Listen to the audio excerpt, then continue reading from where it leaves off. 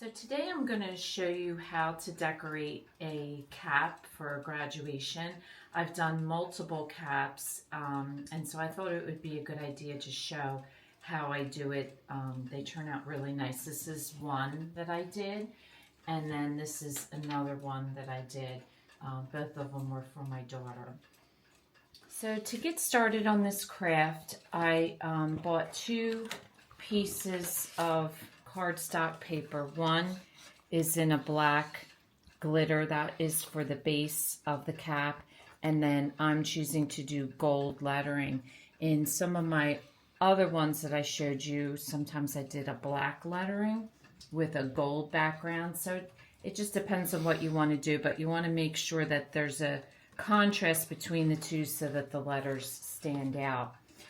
I'm going to be using some butterflies again. I bought these butterflies last year on Amazon. I used them for a party, but they also did very well in the cap. Some flowers. Now you need a bunch of flowers. You're probably not going to use all of them, but a good amount if you're going to do the floral. So I did 3 different large flowers, a medium flower, and then a small flower. And then we're going to do some beading. So I have some beads here. I purchased all of these at Hobby Lobby, but I've also in the past purchased them at Michael's. And I've also purchased them on Amazon. These are paper flowers. I think the paper flowers look the nicest out of all of them. So try to find the paper flowers. We're also going to be using Mod Podge, some double-sided tape. You'll need an X-Acto knife, scissors, a cutting board, and a piece of scrap cardboard. So the first thing I did to get started is I did a stencil of my cap. So what I did was I took a piece of cardboard paper, cardstock, and I traced my cap out. And then what I did was I took a ruler and I found the center of my cap. Now be careful because some of the caps aren't made too well, so they're not exactly like even sometimes. So I found the center point of my cap and then I lined it up with the cap to make sure that it fit. Now I used a dime to do my circle, and then I used an X-Acto knife to cut the circle out. And you want it big enough so that it just pushes over the button. You don't want it too big, because what happens is once you push this over, it's loose. See how it'll move around? So you want to make sure that the button is covering the paper so that you don't have anything showing through. So once you've done your stencil, you make sure that it fits your cap. Then you can go ahead and trace that onto your good paper, which is what I did here, and then cut it out, cut your hole, and then just push it through the button, and that's what you come up with. And so that looks very nice. It covers it very nicely. Then what I do is I want to make sure that I am comfortable with the sizing of my print and how I want it to look. So this time I used a Cricut to do my type. If you don't have a Cricut available to you, you may want to do stickers, which would work just as well. Because I used a Cricut, the nice thing about that is I could change the size and the text. So this is 2 different texts. One is like a scripted, one is more plain. And so what I did was I figured out how big I wanted the print. I think it took me 2 prints to do because the first print was a little bit big. So then I reduced it. Now, with my Cricut, I don't have the membership. With the membership, you get a lot of different scripts and stuff. I don't want to spend that money. So what I did was I designed this on a Word document, and then I scanned it to a JPEG. And then I was able to pull that over to the Cricut and use it just like this. And it cut all of my letters out. So what I did before I got to this point was I printed it out. And then that way I just cut out all the letters and I can move them around and decide where I want them. Sometimes I do it on the side. This time I'm doing it in the center. So I encourage you to put your letters down, put your words down, and then do your flowers around and see if that's what you like. Because once you start gluing, you're not going to be able to move it around. So once I figured out where I wanted my lettering, the size of my lettering, I went ahead and cut it out on my Cricut. And if you've never used a Cricut, Cricut's an amazing tool. It's a little expensive, but once you invest in it, it's amazing. So it will cut out all these letters for you. So this is on cardstock gold paper. So once I have that, now you can start to decorate. So the first step we're going to do is we're going to put our lettering down.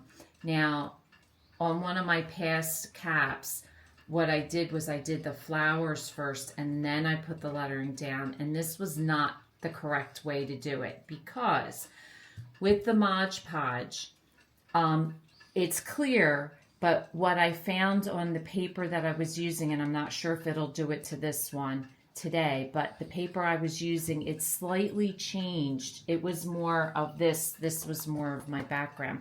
It slightly changed the paper, and so you could see where I put the Mod Podge. And because I had put my flowers down first, I couldn't Mod Podge to the flowers. It was very hard, so it was very tedious work. So to get a consistent look, what I'm doing this time is Mod Podging my letters on first, and if it changes the background, I'm going to Mod Podge the whole thing so that when I glue my flowers down, you're not going to be able to see the difference in the background. So hopefully that explanation makes sense to you. If you use stickers instead of the paper, I still encourage you to Mod Podge it, just because you're out in the weather. Sometimes it could be raining, and it just gives it a coat over the whole thing and helps it to stay secure. Now, one area of caution before you get started on your cap, you want to make sure that you have the front and the back correct. So the back of the cap is going to be closest to you, that point, and the front of the cap is going to be the top. You don't want to decorate it like this, because when she or he wears the cap, this is how she or he's going to wear it. So you want to make sure that you have your cap correct. So just be very careful with that. Make sure that you have it lined up right, that this is the front, this is the back, and then you can start. So our next step after you cut all your letters is going to be to glue it down. So that's the next step we're going to do. So if you have stickers, you're just going to put your stickers down. I like to lay everything out first, but I'm working my way out. So I'm going to start with the interior and then work my way out using a ruler to keep your words straight. And since I'm not using stickers, I'm just using some tacky glue, putting the tacky glue on the back of the letters and gluing them all down. Okay, so I've glued all my letters down, and just to explain what I did use tweezers. It does help. I also used a ruler to make sure it was kind of lined up, but I started with my word here and here, and then I did the believe, and most of you should probably be aware, but count the number of letters that you have here. I had 8 letters, so I wanted it 4 and 4 on either side of the button, and then the same with mastered, 4 and 4 with the center here. And then I glued the she and the it down. So once you have it glued down and it's dry, The next thing I'm going to do, I didn't do it yet. It doesn't really matter when you do it, but I think I want to do it next, is you want to adhere the piece of paper to the actual graduation cap. So I'm going to use some double-sided tape, and I'm just going to run it along the edges, and I'm going to tape it down on all 4 edges. So just have somebody hold it up and run your tape down and then glue the paper down. Okay, so the next step is you're going to Mod Podge over the whole thing. Now, the last time I made the cap, I held off Mod Podging until all my flowers were glued on, because what I thought I could do was just cover this area. But what I found out was it does slightly change the appearance of the paper. So this time I'm going to Mod Podge the whole thing. I don't have to get quite over to the corners, but pretty much you want to cover the whole thing, anything that you think it's going to show. So I'm going to just use a paintbrush, and I'm just going to coat the whole thing, and then that way that helps the letters to stay down. So this is what it's going to look like when you're done. You should coat the letters really good, but I pretty much gave it all a good coat. And I tried to do long strokes so that you don't see the brush strokes too much. Some of it you can't help, but I try to do long strokes so that it doesn't show as much. But this is what it's going to look like. This is what it's supposed to look like. It will dry completely clear. So once your Mod Podge is completely dry, the next step is to start decorating it. I'm using the paper flowers, and so what I did was I put them all on exactly the way I want them. I'm going to be still adding tiny little flowers and gems after this, but this will be our next step. So basically all I'm going to do is start on one end, and I'm just going to start hot gluing flowers, and I'll start with the ones that are underneath. Like this one will get glued first, and then the gold one will be over it. And so you just want to work your way around it and hot glue each flower down to the paper. So now that I've glued on all my large flowers, now I'm going to glue on these tiny little ones, and I'm using a pair of tweezers so I don't glue my hand, but I'm just going to put a tiny dab of hot glue and glue it down. So the little flowers are going to be scattered. And then the other thing that I'm gluing are these red gems. I'm going to glue them. And then I'm also going to add these little pearls in throughout the flowers and a border along the edge. So all of these are going to be glued. The gems, I'm going to use tacky glue.